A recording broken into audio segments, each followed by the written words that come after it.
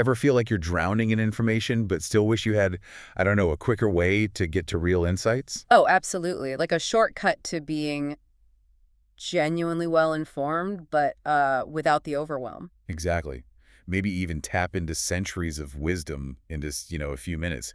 Get those powerful, sometimes surprising nuggets. It feels almost essential today, doesn't it? We need that clarity, that actionable knowledge, minus all the noise. And often, yeah, the oldest wisdom hits hardest.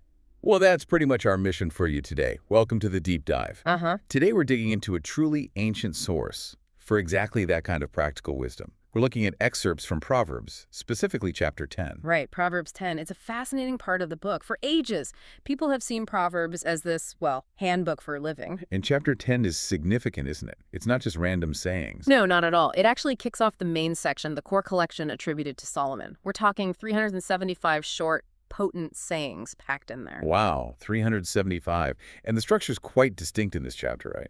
Very distinct. Almost every verse uses this contrasting sort of antithetical form. It constantly shows you two ways. Two ways. Yeah, path A versus path B. One leads to life, blessing, things working out. The other leads towards ruin, struggle, what it calls death. Maybe not always literally, but a kind of death of potential or reputation. Like a constant fork in the road presented in each verse. That's compelling. It really is. And that contrast, that life versus ruin idea, it's the core. Think Well, about the choices you face, even today. You can often see those same two paths playing out, can't you? definitely. Even in our complex world, those basic choices seem foundational. And that's what we want to unpack for you. We'll explore how these ancient contrasts, wisdom versus folly, diligence versus laziness, the impact of our words, integrity, our hidden motives, how they still offer really practical guidance, maybe even a kind of hidden advantage. So where does chapter 10 actually start building this picture? Well, it begins very close to home, actually, right in the family, verses 1 to 3. Ah, yes. The wise son and the foolish son. Exactly. A wise son brings joy to his father, but a foolish son grief to his mother. It's immediately relatable, connecting actions right to core relationships and emotions. And it's striking how fast it moves from that personal family dynamic to something, well, bigger, almost existential. How so? Well, right after that, it contrasts ill-gotten gain stuff you acquire dishonestly with righteousness. It says ill-gotten treasure has no lasting value, but righteousness delivers from death. Delivers from death. That sounds intense. Is it just talking about, the end of life? I don't think so, not entirely. Think about it in broader terms. Like, shady business deals might bring quick cash, maybe, but they can lead to the death of a company's reputation. Ah, I see. Or the death of trust in a relationship. Exactly. So integrity, righteousness, it acts like a shield. It delivers you from those kinds of deaths, too. It offers real security. That feels pretty radical even now.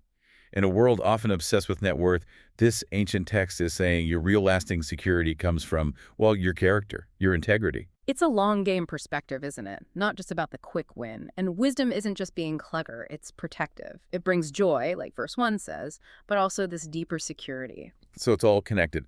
Wisdom in one area impacts others. Your finances, your family, your reputation. Precisely. It's holistic. You can't really silo wisdom according to Proverbs. Huh. If you're wise with money, it affects your home life. If you're wise with words, it builds relationships.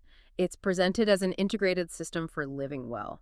Okay, so from family and character, where does it go next? It shifts to something just as universal, effort, or the lack of it, diligence versus laziness. That's covered really directly in verses 4 and 5. Ah, yes. Lazy hands makes for poverty, but diligent hands bring wealth. Pretty straightforward. Incredibly direct. And verse 5 adds that timing element. The wise son gathers crops at harvest. He acts when the opportunity is there. While the disgraceful son sleeps through it, he misses the window. Right. The implication is opportunities don't last forever. Idleness, or maybe just procrastination, doesn't just mean you miss out. It can lead to shame, to disgrace. It's about seizing the moment. Okay, it's direct, for sure. But, someone listening might think, hang on, is diligence always enough? Yeah. What about systemic issues or just plain bad luck? Does Proverbs ignore that? That's a really fair question. I don't think Proverbs is trying to be an exhaustive economic analysis. It's primarily a guide to character and personal conduct. So it's focusing on your part. Exactly. It's saying your diligence, your readiness, your effort, that's foundational. It's the part you control. External factors absolutely exist, but diligence puts you in the best possible position to, well, navigate them, to capitalize on good fortune and weather the bad. It emphasizes personal agency. Okay, that makes sense. It's about maximizing your chances through your own actions. Mm-hmm. So building on action and consequence, the Proverbs then turn to something we use constantly, our words. Ah, yes. Verses 6 through 14 really dive into speech and how it reflects the heart. This is a major theme. It says, the righteous have blessings on their head, they walk securely, their mouths are a fountain of life. Whereas fools, well, they talk too much, their mouths invite ruin, they reject commands, they conceal hatred. It's a stark contrast again. It really makes you think, especially today with social media and all that, Yeah. the sheer volume of words versus their quality, their intent. Absolutely. It's not just what we say, but the why behind it, the spirit of the words. And this section contains one of those really powerful verses you highlighted for us, Proverbs 10:12. Right. Hatred stirs up conflict, but love covers over all wrongs. That feels like such a vital principle, almost an antidote to so much of the division we see. Love as the covering, the healing element. It's profound. The core idea here is that words carry weight. They can build or destroy.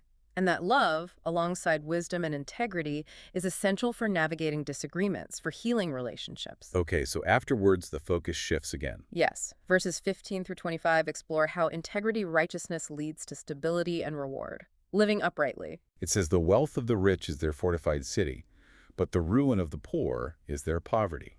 Interesting comparison. It is, and then it contrasts the wicked being swept away by the storm while the righteous stand firm forever. Again, that image of stability versus collapse. It uses nature like a storm to illustrate a life principle. I like that. Me too. And this section includes another one of those standout verses, Proverbs 10:22. Let's hear it. The blessing of the Lord brings wealth without painful toil for it. Without painful toil. That sounds appealing. Does it mean you don't have to work hard if you're blessed? I don't think it means no effort at all. Remember diligence from earlier. It's more nuanced. Perhaps it suggests that when you're living in alignment with these principles, wisdom, integrity, there's an ease, a flow to prosperity. Less struggle, less painful toil, maybe. Not fighting against the current constantly. Like working smarter, not just harder, because you're aligned with something deeper. Possibly. Yeah, that's a good way to put it.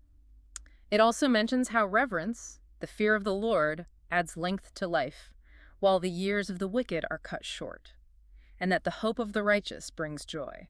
So living this way isn't just about avoiding disaster. It's about actively gaining positive things. Stability, joy, security, maybe even longevity. Exactly. It's painting a picture of a life built on a solid ethical foundation, something resilient that can handle life's inevitable storms and actually provides peace and provision. Right. Building something that lasts. Okay, what's the final theme in chapter 10? The last section, verses 26 to 32, really doubles down on the connection between our mouths and our motives, our inner character showing up in our speech and actions. It starts with a surprisingly relatable image, verse 26, like vinegar to the teeth and smoke to the eyes. Is a sluggard to those who send him? Yeah, it's almost humorous. Who hasn't felt that irritation with someone who just doesn't follow through? True. It shows the very practical, even social downsides of laziness or unreliability. It affects others directly. It really does. And then it circles back to the core contrast. The righteous flourish, the wicked fade. And it gives us our third key verse here, verse 31. Which is, From the mouth of the righteous comes the fruit of wisdom, but a perverse tongue will be silenced. the fruit of wisdom. That feels like it ties so much together. It's not just words. It's the result, the beneficial outcome of speaking from a place of integrity. Precisely. It brings it all back home. Our words, driven by our inner state, our motives, produce something tangible, either wisdom's fruit or eventually silence for the perverse tongue. Authenticity and truth have staying power. Deceit ultimately fails. So as we wrap this up, looking back at Proverbs 10, Oh, good. wow, the central thread seems incredibly clear, even after all these centuries. What stands out most to you? I think it's that your character shown through your wisdom, your effort, your integrity, and definitely your words. It's not just about abstract morality. It's presented as the actual bedrock for a life that, well, works. A life with joy, protection, real prosperity. Yeah, it's deeply practical. And remember, just hearing this, well, that's the start. The real value comes when you chew on it, understand it, and then figure out how to apply it. That critical thinking piece is key. Absolutely. Thinking about how these ancient truths land for you today. Mm-hmm.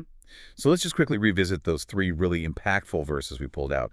First, Proverbs 10:12. Hatred stirs up conflict, but love covers over all wrongs. A powerful choice we make. Then Proverbs 10:22. The blessing of the Lord brings wealth without painful toil for it. That idea of aligned prosperity. And finally, Proverbs 10:31. From the mouth of the righteous comes the fruit of wisdom, but a perverse tongue will be silenced. The outcome of our words reflecting our core. So considering all these contrasts, wisdom and folly, diligence and laziness, the power of words, the stability of integrity, maybe a final thought for you, the listener. Where in your own life do you see these paths diverging? Which path might need more conscious attention? Yeah, and maybe even more practically, is there just one proverb, one idea from today that you could start experimenting with, applying somehow this week